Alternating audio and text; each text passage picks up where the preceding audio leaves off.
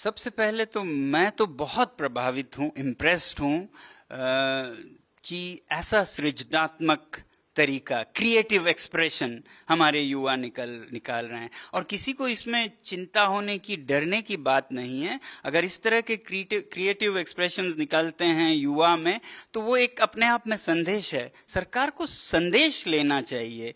Take the message, don't kill the messenger. हम दूध को मार डालें, उससे उसका संदेश खत्म नहीं होता है। संदेश लीजिए और बदलाव लाइए, ये अच्छी बात है।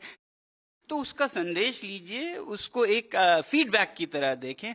मैं बहुत इम्प्रेस्ड हूं कि भारत के युवा ने इतने क्रिएटिव तरीके से अपना बुखार निकालना चाहा, ना कि सड़कों पे पत्थरों के साथ जैसा और देशों में हुआ है। मगर इसे इज्जत करना भी उतना ही भारत के सरकार और वयस्कों का, बड़ों का कर्तव्य है कि उसे बहुत प्यार से देखें और उसका संदेश लें। वरना क्या होगा, देखिए, मैं अभी सुन रहा हूं कि उनके अकाउंट्स बंद कर रहे हैं, फिर ये गुस्सा किसी भी तरफ जा सकता है। नेपाल में भी हिंसा यूं ही नहीं हुई, तब हुई जब उनका इंटरनेट तक बंद कर दिया। जब इंटरनेट पे वो ऐसे क्रिएटिव एक्सप्रेशंस करने लगे, उसको सुनने के बजाय इंटरनेट ही बंद कर दिया, तो फिर वो सड़कों तक उतर गया। वो एक अगली सीन बन गया।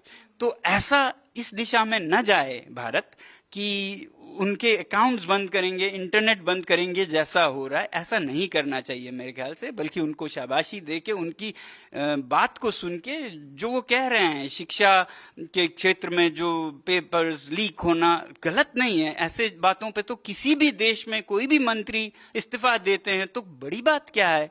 उनको दबाने के बजाय उनका संदेश लेना चाहिए। मैं तो बहुत प्रभावित हूँ, मैं इम्प्रेस्ड हूं। और कई जगहों से मुझे ये आया कि आप भी इस पे कुछ कहिए, आप मेंबर बनिए। मैं सोचता हूं मैं क्वालिफाई नहीं करता हूं, ना मैं बेरोजगार हूं, ना मैं लेजी हूं। तो इसलिए दुखी हूं कि मैं मेंबर तो नहीं, मगर मैं खुद को ऑनररी कॉकरोच मानता हूं। ऑनररी कॉकरोच की तरह, मेंबर की तरह आप देखें और इसे बहुत पॉजिटिवली लीजिएगा और इसे आप अपने हिस्सा बना के भारत को बेहतर बनाने में लगाइएगा। मैं तो यूं कहूंगा कि जिस तरह से, जिस क्रिएटिविटी से भारत के युवा ने संदेश दिया, बहुत जोरदार, ऐसे चीजें हमें विश्व गुरु बनाते हैं कि भारत में युवा सड़कों पे पत्थर के साथ नहीं उतरते हैं।